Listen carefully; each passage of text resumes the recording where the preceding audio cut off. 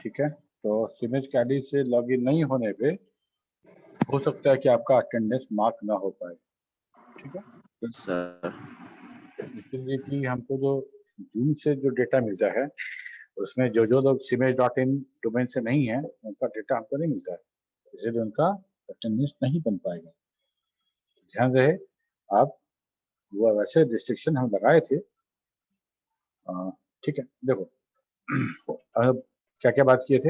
हम लोग बात किए थे कि हमारा फ्लो कंट्रोल है, एरर कंट्रोल है, मल्टीप्लेक्सिंग, डीमल्टीप्लेक्सिंग, ये सारा का सारा काम हमारा कहाँ होता है, ट्रांसपोर्ट लेयर पे होता है। ठीक है, तो हम लोग यहाँ देखें सॉकेट एड्रेस, जिसमें हम बात करते हैं IP address as well as the port number, ये दोनों मिला के एक एड्रेस क्रिएट करता है जो हम किसी तरह के रिमोट टाइप के एप्लीकेशन में इसको यूज करते हैं। ठीक है, हमको तुम देखोगे वैसा जो भी टूल है जिसमें हम नेटवर्क रिलेटेड हम सॉफ्टवेयर बना सकते हैं, प्रोग्रामिंग कर सकते हैं, उसमें एक अलग से एक पूरा का पूरा सेक्शन है जिसको हम बोलते हैं सॉकेट प्रोग्रामिंग। सॉकेट प्रोग्रामिंग जिससे हम क्लाइंट सर्वर के बीच का या दो सिस्टम के बीच का हम प्रोग्रामिंग करते हैं। ये हम जावा में अलग से सॉकेट प्रोग्रामिंग है, डॉटनेट में है, पाइथन में है, सब जगह हम लोग सॉकेट प्रोग्रामिंग की बात करते हैं। ठीक है, सॉकेट मतलब कंप्लीट एक हम दूसरे सिस्टम के प्रोसेस की बात कर रहे हैं। मान लो दो चार्ट एप्लीकेशन बनाना है हमको, तो हम जो दो चार्ट एप्लीकेशन बनाएंगे तो एक यहाँ पे होगा, एक जो दोनों क्लाइंट है या दोनों सर्वर है तो बोलो कि एक यहाँ रन करेगा, एक दूसरे सिस्टम पे रन करेगा। तो हम जब स्टैब्लिश करेंगे कनेक्शन तो that will be TCP connection, और वो टीसीपी कनेक्शन स्टैब्लिश होगा तो हमको वहाँ का आईपी चाहिए होगा और वहाँ का उस एप्लीकेशन का पोर्ट चाहिए होगा, तब हम यहाँ से डेटा इस आईपी के इस पोर्ट पर डिलीवर करेंगे। ठीक है, फ्लो कंट्रोल क्या था? फ्लो कंट्रोल हम लोग डेटा लिंक लेयर पे हम लोग फ्लो कंट्रोल के बारे में पढ़े थे, और डेटा लिंक लेयर हमको पता है कि हब टू हब का काम होता है। हर इंटरमीडिएट राउटर पे हमारा जो फ्लो कंट्रोल होगा वो सारा का सारा हमारा फ्लो कंट्रोल हमारा हो जाएगा डेटा लिंक लेयर वाला। देखो फ्लो कंट्रोल हर लेयर पे थोड़ा थोड़ा होगा।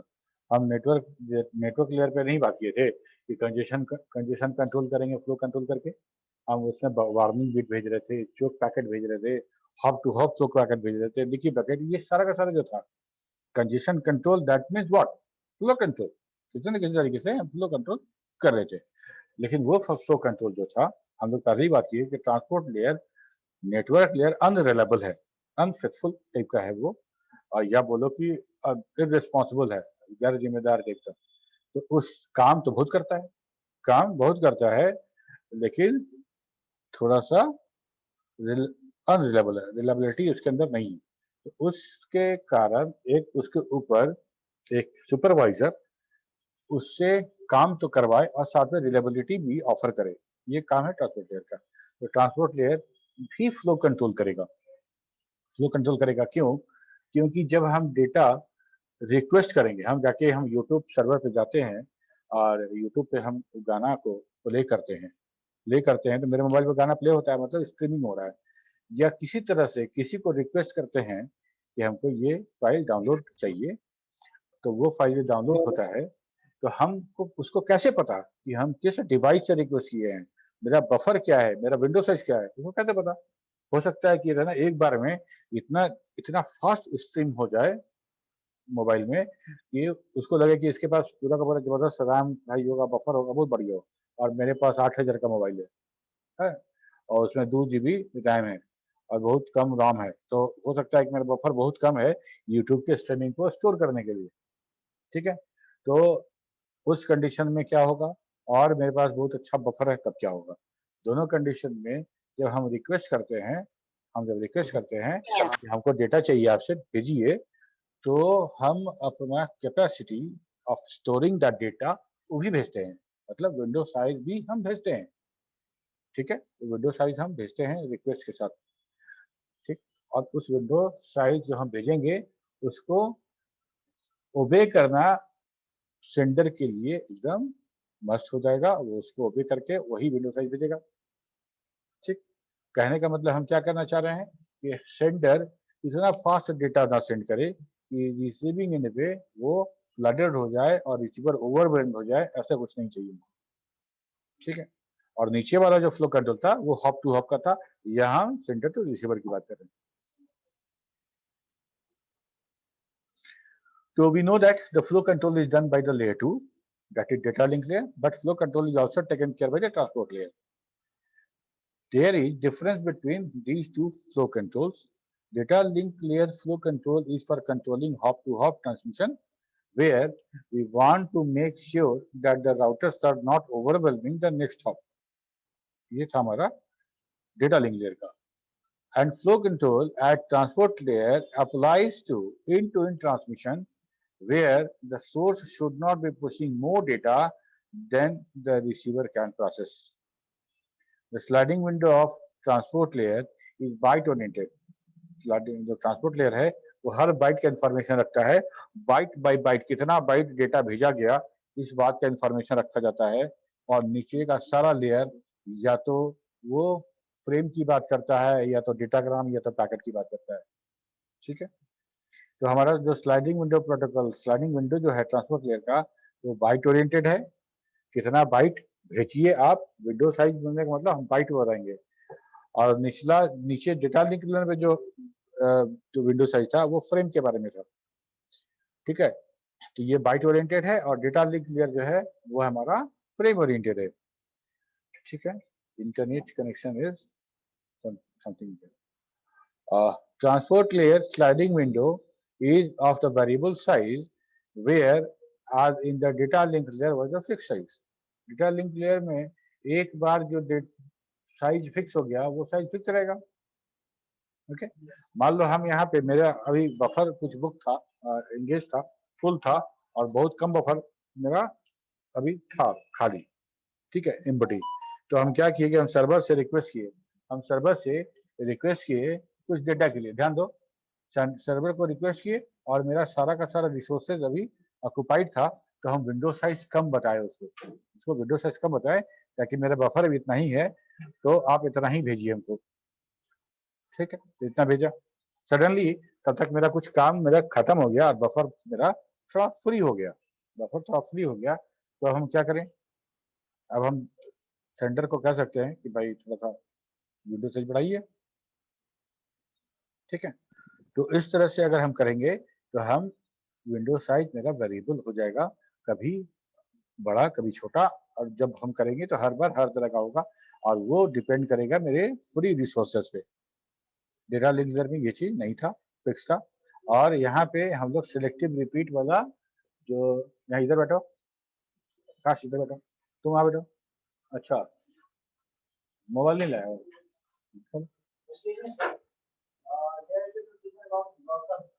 बफर क्या होता है? बफर बताओ, एनीबडी?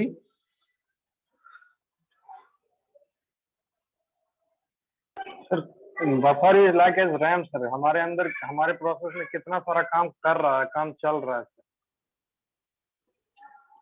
ओके, देखो बफर कहने का मतलब that is the kind of memory. Buffer जो है वो हमारा मेमोरी की तरह है, मेमोरी ही है।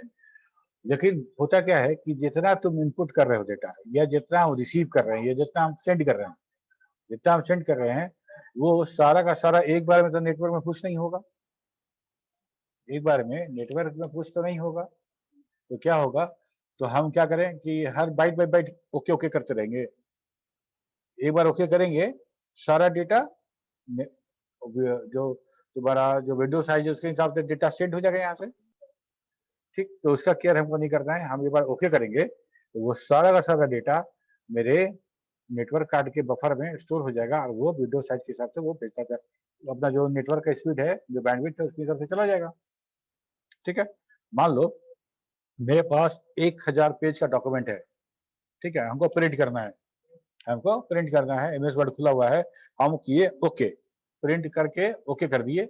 ओके करेंगे तो हमारा सारा का सारा जो 1000 पन्ना है, 1000 पेज है, वो तो उसके बाद हम ओके कर देंगे।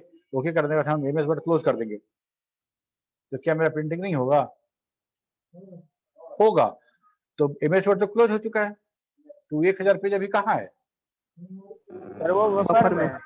इस मेमोरी में, बफर में सर। बफर में है। या तो मेरा जो पोर्ट है, पोर्ट का जो बफर है वहां होगा, और कुछ हमारे प्रिंटर के बफर में होगा, प्रिंटर के बफर में होगा। That is kind of temporary storage. Temporary storage, मान लो मेरे पास 2 हाथ है, किसी बच्चे के पास 2 हाथ है, उसको चॉकलेट दो, तो दोनों हाथ भर जाएगा तो क्या करेगा? उसको पॉकेट में रखेगा, हाथ खाली करके फिर बोलेगा दो। ठीक है, यही इसी तरह का काम है कि वो पॉकेट में रख दिया, थोड़ा देर के लिए रख लिए और बाद में यहाँ से यूज करेंगे। That is the buffer. ठीक है, तो हम रैम को बफर नहीं बोल सकते।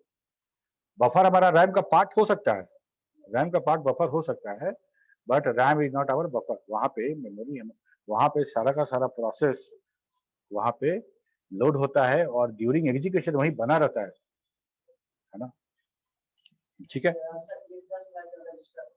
हाँ, मान लो कि राउटर है, राउटर को जितना डेटा आ रहा है उसको फॉरवर्ड करना है, राउटिंग टेबल से मिला उला के कुछ अपना एल्गोरिदम लगा के बेस्ट रूट फाइंड करना है, शॉर्टेस्ट रूट, उसके बाद उसको आगे बढ़ाना है। तो उतना देर के लिए कहीं ना कहीं तो स्टोर करेगा वो। ठीक है, तो बफर करना, बफर मतलब that is the verb, I am buffering. जैसे तो हम कुछ डाउनलोड करते पहले, जब इंटरनेट स्लो होता था तो देखते थे कि यूट्यूब वाला वीडियो रुक जाता था और लिखता था बफरिंग। बफरिंग मतलब वो डेटा को स्टोर अंडर कर। प्रोसेस है। हाँ, और उसके बाद तब जब बफर हो जाएगा, उतना डेटा हो गया कि वो एप्लीकेशन प्रोसेस कर सके उसको, है ना, तो फिर प्रोसेस शुरू होगा। ठीक है, तो transport layer sliding window is variable size, और कौन सा एल्गोरिदम? तो selective repeat. Transport layer flow control uses the selective repeat algorithm. Okay, flow control हो गया। एरर कंट्रोल, एरर कंट्रोल क्या है? देखो, डेटा लिंक लेयर में जो एरर कंट्रोल था वो पूरा का पूरा फ्रेम का था। सेगमेंट आया, उसके बाद नेटवर्क लेयर अपना हेडर ऐड किया, उसके बाद जब डेटा लिंक लेयर पे आया तो डेटा लिंक लेयर अपना हेडर, मैक वैक सब, सीआरसी, प्रीएम्बल सब ऐड करके वो अपना हेडर बनाया, और उसका सबका सीआरसी निकाला गया। मतलब जितना बड़ा हेडर था पूरा फ्रेम का सीआरसी निकाला गया, और तब वो डेटा सेंड किया गया, और उस डेटा लिंक लेयर पे सीआरसी हम अगर मैच करते हैं, हमको क्लियर मिलता है, ठीक मिलता है, तो हम आगे बढ़ जाएंगे। ठीक है, उस डेटा लिंक लेयर को लेके अब ऊपर जाएंगे। प्रॉब्लम यहाँ पे ये था कि इन, मान लो ऐसा संभावना है कि एज अ फ्रेम, पूरा का पूरा फ्रेम सीआरसी हमको सही लग रहा है, सीआरसी चेक किए तो हमको सही है, और वहां की वजह से ऊपर भेजेगा, ऊपर चढ़ेगा अपने ओएसआई लेयर पे, तो सारा का सारा जो हेडर है हर लेयर अपना कट करेगा, ट्रांसपोर्ट लेयर के पास सीधे पहुंचेगा segment, segment number port and data load पहुंचेगा। तो उस डेटा लोड का एक बार एप्लीकेशन को सबमिट करने के पहले ट्रांसपोर्ट लेयर इंश्योर करना चाहता है कि वही सेगमेंट है ना जो वहां से भेजा गया है। फ्रेम का तो वहां नीचे टेस्टिंग हुआ है सीआरसी से, फ्रेम का तो टेस्टिंग हुआ है, दैट वाज ओके। अगर ओके नहीं होता तो वही डिस्कार्ड हो जाता, वहां तक आता ही नहीं, वहां तक आया है इसका मतलब इट वाज ओके। ठीक है, और हमको ट्रांसपोर्ट लेयर रिलायबल पर रिलायबल है, रिलायबिलिटी देता है ट्रांसपोर्ट लेयर, और हमारे यहाँ पे जो मोस्ट ऑफ द प्रोटोकॉल्स हैं यहाँ पे, सारा का सारा सारे के सारे कनेक्शन ओरिएंटेड और रिलायबल प्रोटोकॉल हैं। तो रिलायबिलिटी हो, इसलिए हमको ट्रांसपोर्ट लेयर भी उस सेगमेंट को चेक करता है ये इंटैक्ट है कि नहीं है। ठीक है, और इसके लिए वो सीआरसी यूज ना करके इस बार यहाँ पे वो चेकसम यूज करता है, चेकसम मेथड यूज करता है। ठीक है, TCP is reliable transport layer protocol.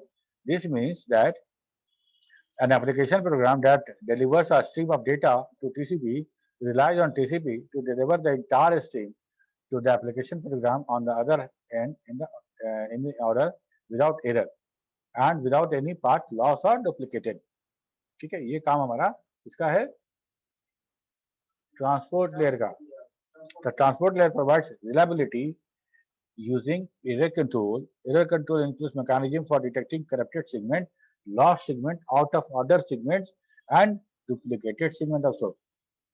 ठीक है, तो हमको जब हमको ये पता है कि पैकेट टीसीपी हो या यूडीपी हो, सब तो आईपी पैकेट में ही ट्रेवल करेगा। इसीलिए बोलते हैं टीसीपी आईपी और यूडीपी आईपी, है ना, सारा का सारा।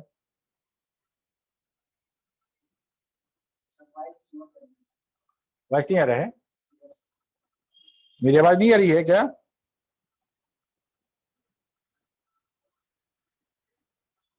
Mukesh?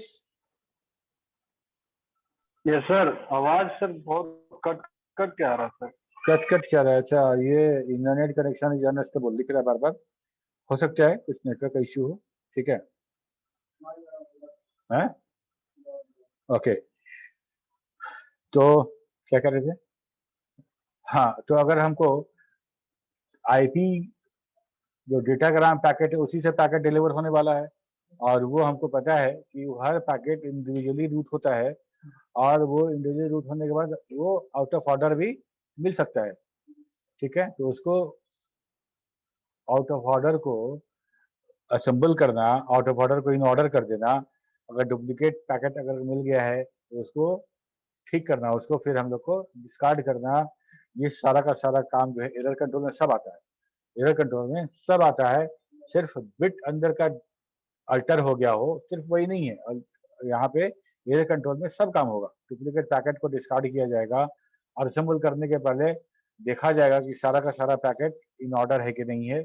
Out of order packet जो होगा उसको जब तक वेट किया जाएगा, जो सेगमेंट मिस हो रहा होगा, और तब जाके उसको किया जाएगा। इस सारा का सारा एरर कंट्रोल है। और बिट्स को इनसाइड द पैकेट, बिट्स को का एरर चेक करने के लिए क्या करेंगे हम लोग? चेकसम यूज करेंगे, चेकसम। ठीक है, transport layer provides reliability using error control. Error control includes mechanism for detecting corrupted segment, lost segment, out of order segment and duplicated segment. Error detection in transport layer is achieved through use of checksum. क्या checksum?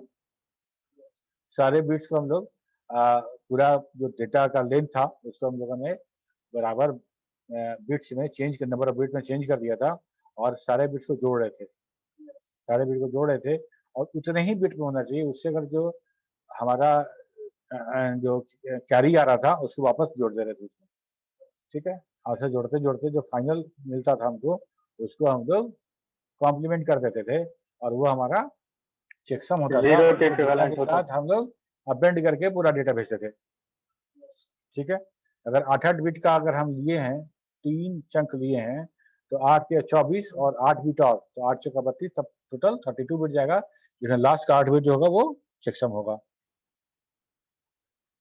Okay, अब multiplexing था। Multiplexing कहने का मतलब ये कि हमारे computer में जितने एप्लीकेशन है मैनी जो टू वन। इंटरनेट पे डेटा सेंड कर सकते हैं, वो सारे वो सारे पहला 3 लेयर कंटेन करते हैं, उसको उसके पास है। All first 3 layer belongs to every application who want to send the data, इधर ब्राउजर है, या जूम एप्लीकेशन है, या कोई चैट एप्लीकेशन है, या स्काइप है, जीटॉक है, एनीथिंग।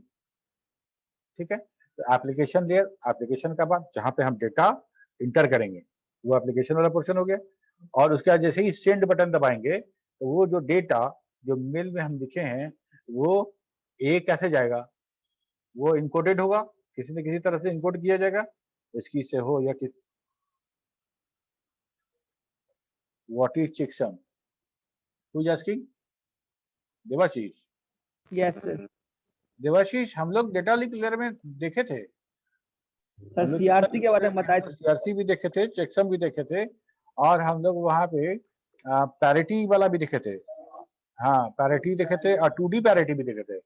हम लोग सिंगल पैरिटी जो देखे थे वो, और 2D पैरिटी देखे, फिर हम लोग चेकसम देखे, फिर हम लोग सीआरसी देखे, फिर हम लोग एरर डिटेक्शन एंड करेक्शन भी देखे थे, हैमिंग कोड वाला। ये सारा का सारा हम डेटा लिंक लेयर में बता चुके हैं, एक बार देखना पीडीएफ उठा के।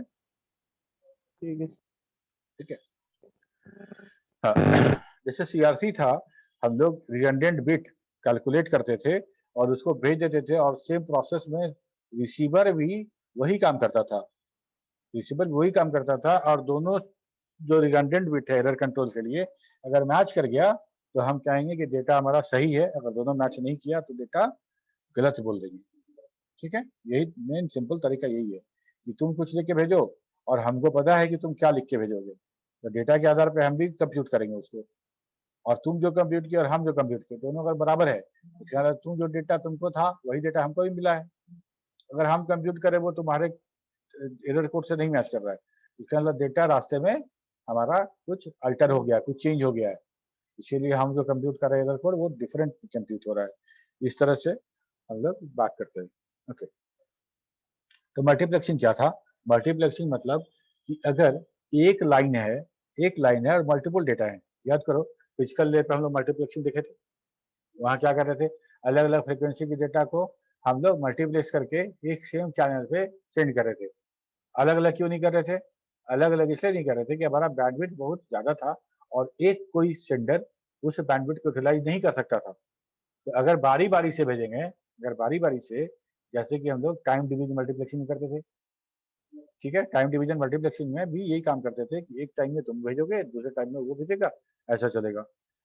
ठीक, तो हम किसी न किसी आधार पे हम दो डेटा को मिक्स कर रहे हैं और रिसीविंग एंड पे उस स्पेशल प्रॉपर्टी और कैरेक्टरिस्टिक के आधार पे उस डेटा को डीमल्टीप्लेक्स भी कर दे रहे हैं। ठीक है, मान लो हम फ्रीक्वेंसी कंसीडर करते हैं तो डिफरेंट फ्रीक्वेंसी को मिला के उसको मल्टीप्लेक्स कर लेंगे। ठीक है, मान लो एक 800 मेगाहर्ट्ज का, एक 900 मेगाहर्ट्ज का, दो फ्रीक्वेंसी है, दोनों को हम मॉड्यूलेट किए और डेटा में हम दोनों फ्रीक्वेंसी मिला के भेज दिए।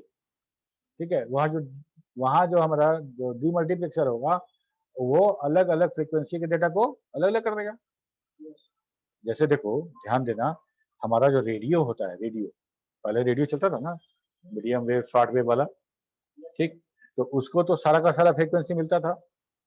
हम स्टेशन को सेट करते थे तो ये स्टेशन पकड़ता था, फिर ऐसे घुमा दूसरा स्टेशन पकड़ता था। इसका मतलब ये डीमल्टीप्लेक्सिंग हो रहा है ना, यहाँ पे सारा डेटा, सारा रेडियो का जो सिग्नल है अलग अलग फ्रीक्वेंसी पे आ रहा है, मेरे रेडियो तक पहुंच रहा है, रेडियो उसको रिसीव भी कर रहा है, लेकिन हम उसको अलग अलग फ्रीक्वेंसी पे डीमल्टीप्लेक्सिंग करा रहे हैं उसको, ताकि हमको वो डीमल्टीप्लेक्स करके दे रहा डेटा। ठीक वैसे ही हमारा मल्टीप्लेक्सिंग डीमल्टीप्लेक्सिंग कंसेप्ट है।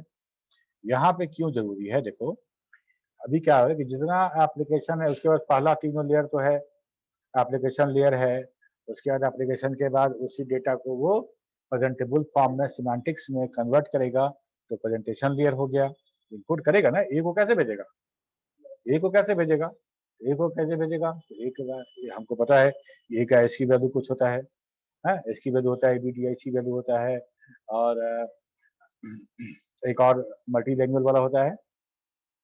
ठीक है, तो वो उस तरह से हम उसको इंकोड करेंगे।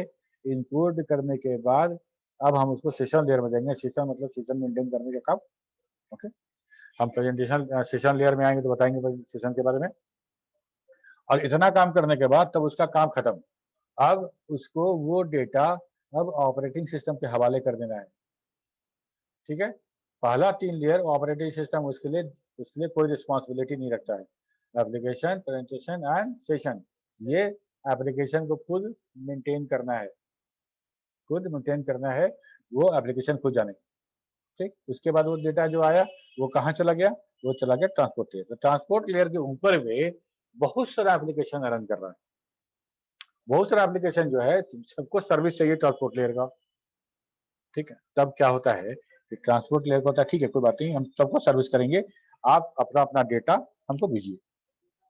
तो जिस एप्लीकेशन का डेटा होता है उस डेटा में वो पोर्ट नंबर और सेगमेंट नंबर लगा लगा के सब एक साथ एक लाइन में भेजना शुरू करता है। तो हम बोलते हैं कि तीनों डेटा मल्टीप्लेक्स होके आ रहा है, और बाद में डीमल्टीप्लेक्स कैसे करेंगे, डीमल्टीप्लेक्स कर सर देंगे उसको उसको, पोर्ट नंबर और सेगमेंट से सर उसको अलग अलग कर हो लेंगे। गया, सेगमेंट पता चल गया, पोर्ट पता चल गया, तो हमको अलग अलग हो गया, यस तो सर। हम उसको मल्टीप्लेक्स कर लेंगे, डीमल्टीप्लेक्स कर देंगे। ठीक है, क्योंकि हमारे पास एप्लीकेशन बहुत सारे, सेंडिंग एप्लीकेशन बहुत सारा है, लेकिन उसको कैरी करने के लिए ट्रांसपोर्ट ले रखी है ना, नेटवर्क ले रखी है ना, तो हमको सारा का सारा इधर से पूरा का पूरा फवारा और यहाँ से हमको पाइप लगाना पड़ेगा, और उस पाइप में सारा डेटा एक के पीछे एक रहेगा। ठीक है, तो सारा मल्टीप्लेक्स करके मेनी टू वन कंडीशन है, तो मेनी टू वन मतलब मल्टीप्लेक्सिंग होगा। Many to one stands for multiple input and one output. बिल्कुल, ठीक है।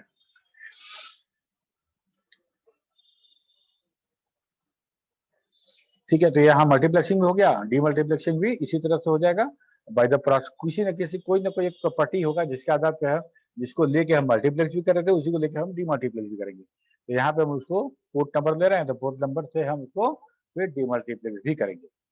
Okay, so at the receiving side, the relationship one to many or require demultiplexing. The transport layer receives datagram from the network layer. After error checking and dropping the header, the transport layer delivers each message to the appropriate process based on the port number. जो simple यहाँ तक मेरा काम हो गया। Okay, इसके बाद हमको ट्रांसपोर्ट लेयर का प्रोटोकॉल देखना है, और ट्रांसपोर्ट लेयर में 3 प्रोटोकॉल है, यूडीपी, टीसीपी और एचटीटीपी। ठीक है, ये 3 प्रोटोकॉल है।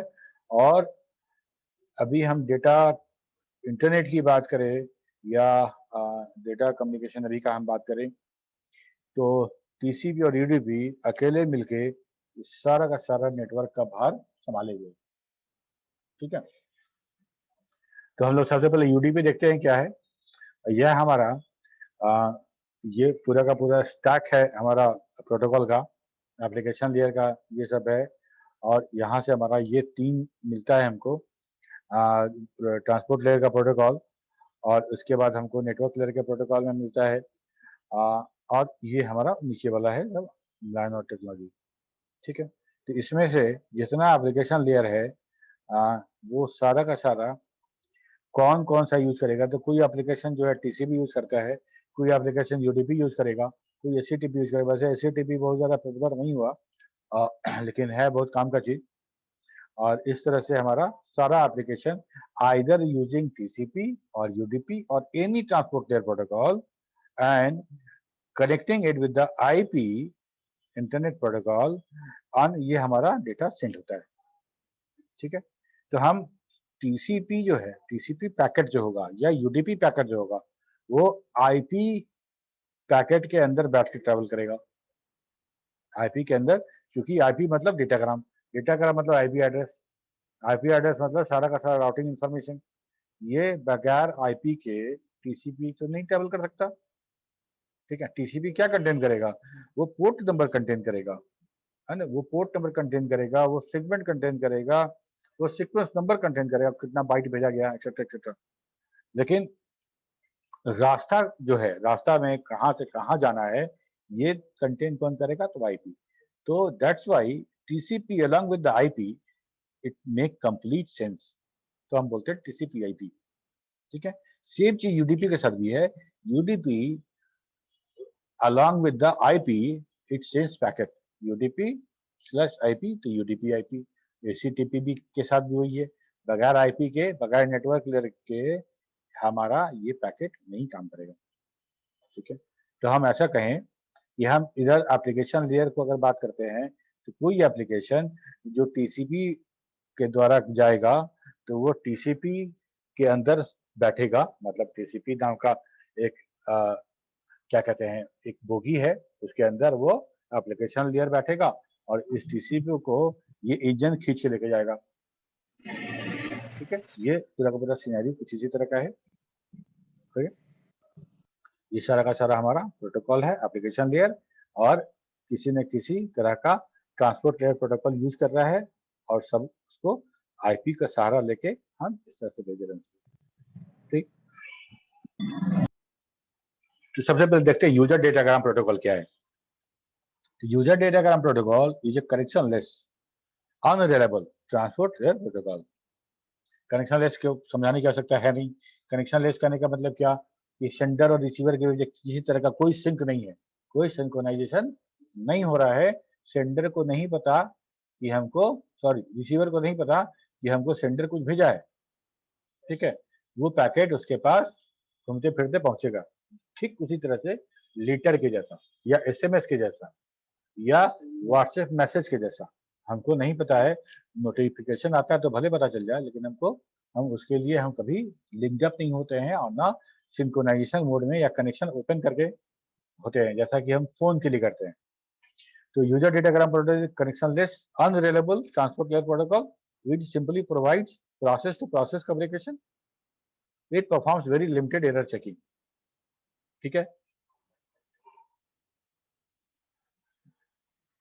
UDP को हम लोग बोलते हैं unreliable. It performs very limited error checking. UDP is a very simple protocol using a minimum of overhead. कोई overhead नहीं, बड़ा सिंपल है. जितना ज्यादा रिलायबिलिटी चाहिए उतना ज्यादा काम करना पड़ेगा और उतना ज्यादा ओवरहेड लेना पड़ेगा. ठीक है, अगर मिनिमम ओवरहेड में वैसा कोई भी एप्लीकेशन जिसके लिए हमको बहुत ज्यादा रिलायबिलिटी नहीं चाहिए, बहुत ज्यादा रिलायबल होने का मतलब कि बहुत सारा रिसोर्स उसमें यूटिलाइज होगा, बहुत सारा रिसोर्स यूटिलाइज होगा.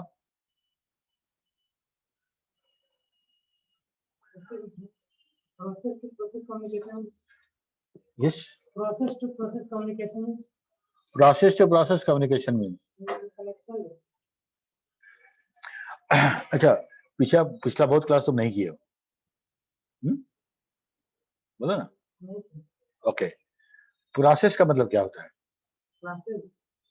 नहीं, प्रोग्राम का मतलब क्या होता है? Process में जो एक तरीके सिस्टमेटिक तरीका से वो प्रोसेस की बात हम नहीं कर रहे हैं. प्रोग्राम का मतलब क्या होता है? प्रोग्राम जो डिजाइन किया हो पहले से डिजाइन किया हुआ है. ओके, तो हम कह सकते हैं कि हमारा जो माइक्रोसॉफ्ट MS वर्ड है, that is the program. Application बोलो या प्रोग्राम बोलो, दैट इज एप्लीकेशन और प्रोग्राम. ठीक है, जूम भी वैसा ही है. ठीक, हम ब्राउजर खोलेंगे, ब्राउजर भी वैसा ही है, तो प्रोग्राम है. ओके, ऑपरेटिंग सिस्टम पढ़े हो, प्रोग्राम और प्रोसेस का डिफरेंस याद होगा. प्रोग्राम हाँ, program is set of instruction. Okay, ठीक है. प्रोग्राम और प्रोसेस दोनों में क्या अंतर है? नहीं बता तो बताओ. ठीक है, देखो, प्रोग्राम और प्रोसेस दोनों एक ही चीज है. दोनों एक ही चीज है. जैसे एक एथलीट है, धावक है, अगर वो रेस्ट कर रहा है तब तक वो धावक नहीं है, और जैसे ही अपना शूज पहन के और ग्राउंड पे चला आता है तो वो धावक हो जाता है, तो वो रनर हो जाता है. ठीक है, ठीक उसी तरह प्रोग्राम के साथ भी है. प्रोग्राम अगर सिर्फ आइकन के रूप में है तो वो प्रोग्राम है, सॉफ्टवेयर है, एप्लीकेशन है. जैसे ही डबल क्लिक करके उसको दौड़ा देते हो, रन करने लगता है, मतलब दौड़ने लगता है वो, तब वो प्रोसेस हो जाता है. ठीक है, तो जो पैसिव प्रोग्राम था वो हमारा प्रोग्राम है, और जो एक्टिव हो गया that is the process, that is process. अब डेटा कौन किसको सेंड कर रहा है? डेटा हम तुमको सेंड कर रहे हैं, या मेरा मशीन तुम्हारे मशीन को सेंड कर रहा है, या मेरे मशीन के अंदर जो प्रोसेस रन कर रहा है, जो प्रोग्राम रन कर रहा है, वो प्रोग्राम तुम्हारे मशीन के प्रोग्राम को भेज रहा है? ये बताओ, डेटा कौन किसको सेंड कर रहा है? हम तुमको कर रहे हैं, या मेरा मशीन तुम्हारे मशीन को कर रहा है, या मेरे अंदर रन करने वाला प्रोग्राम तुम्हारे मशीन के अंदर रन करने वाला प्रोग्राम को भेज रहा है? प्रोग्राम को भेज रहा है. वो डेटा मेरे काम का नहीं, हम कैसे भेजेंगे? ठीक है, और हमारा कंप्यूटर उस प्रोग्राम को क्या करेगा? उस डेटा उसको समझ में नहीं आएगा. तो प्रॉपर सॉफ्टवेयर होना चाहिए. अगर वीडियो है तो मीडिया प्लेयर, अगर टेक्स्ट फाइल है तो हम कोई टेक्स्ट वाला एप्लीकेशन खोलेंगे, मूवी है तो रिलेटेड एप्लीकेशन खोलेंगे. ठीक है, तो फाइनली हम जैसे अभी मेरा डेटा जो हम क्रिएट कर रहे हैं यहाँ पे और सबको भेज रहे हैं, ये डेटा कहाँ क्रिएट हो रहा है? जूम में हो रहा है. ठीक है, तो ये जूम का डेटा कोई जाके VLC मीडिया प्लेयर में तो नहीं खोलेगा, ये डिलीवर कहाँ होगा? जूम में ना होगा, है ना. तो यही है process to process delivery. Data create process से होगा, और ये डेटा बता रहा है ये जूम, तो इसको पता है कि मेरा भाई उस सिस्टम पे है, उसी के लिए डेटा हम भेज रहे हैं, है ना. तो यही है प्रोसेस टू प्रोसेस डिलीवरी. तो UDP हमारा क्या है? अनरिलायबल है. UDP is very simple protocol using a minimum overhead. If a process want to send a small message and does not care much about the reliability, it can be UDP. ठीक है, बहुत सारा SMS है जो बहुत reliable हमको नहीं चाहिए, बहुत रिलायबिलिटी हमको नहीं चाहिए. जैसे एक्नॉलेजमेंट हम भेजते हैं, तो क्या हमको एक्नॉलेजमेंट इतना रिलायबिलिटी चाहिए कि हम उसके लिए बहुत सारा रिसोर्स खर्चा करें? ठीक है, तो ऐसा बहुत तरह का डेटा है, तो हम उसमें बहुत रिलायबिलिटी हमको नहीं चाहिए. रिलायबिलिटी करने का मतलब कि हम, अच्छा चलो हम TCP पढ़ेंगे तो अब समझेंगे रिलायबिलिटी के बारे में. UDP sending a small message by using UDP take much less interaction with the sender and receiver than using a TCP or HTTP. ठीक है, तो ये हमारा UDP पैकेट है, डेटा है और ये हेडर है, ये ट्रांसपोर्ट लेयर का हेडर है। ठीक है, ये हेडर को समझते हैं कि हमारा ट्रांसपोर्ट लेयर का या UDP प्रोटोकॉल यूज करके जो हेडर बनेगा वो कैसा होगा। तो उसमें 8 बाइट का है और 2-2 बाइट का 4 सेगमेंट है, इसके अंदर 2-2 बाइट का 4 सेगमेंट है। तो पहला वाला है 2 बाइट मतलब 16 बिट, वो सोर्स पोर्ट नंबर है। मेरे सिस्टम पे जो एप्लीकेशन रन कर रहा है उसका पोर्ट नंबर लिखा गया है इसमें, और डेस्टिनेशन सिस्टम पे जो पोर्ट है एप्लीकेशन जो रन करेगा उसका पोर्ट से एप्लीकेशन का पहचान होगा।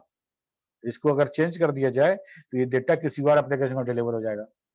ठीक है, और ये टोटल लेंथ है वो है 16 बिट का, टोटल 2 बाइट, और ये हमारा चेकसम है एरर कंट्रोल के लिए, वो दैट इज 16 बिट।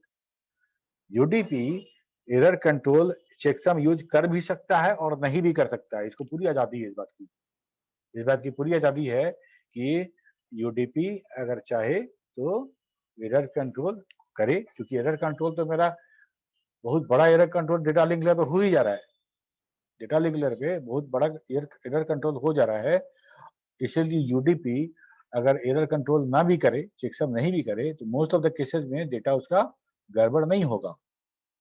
ठीक, और कभी कभी गड़बड़ होगा तो होगा। UDP कभी इस बात का गारंटी नहीं दे रहा है कि हम बहुत रिलायबल हैं, हम बहुत रिलायबल हैं, पर विश्वास कीजिए हम ऐसा वो नहीं बोल रहा है। ठीक है, तो इसीलिए एरर कंट्रोल हो भी सकता है और नहीं भी हो सकता है।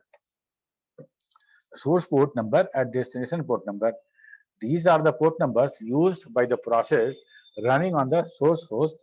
It is 16 bit long, which means that the port number can range from 0 to 65,535.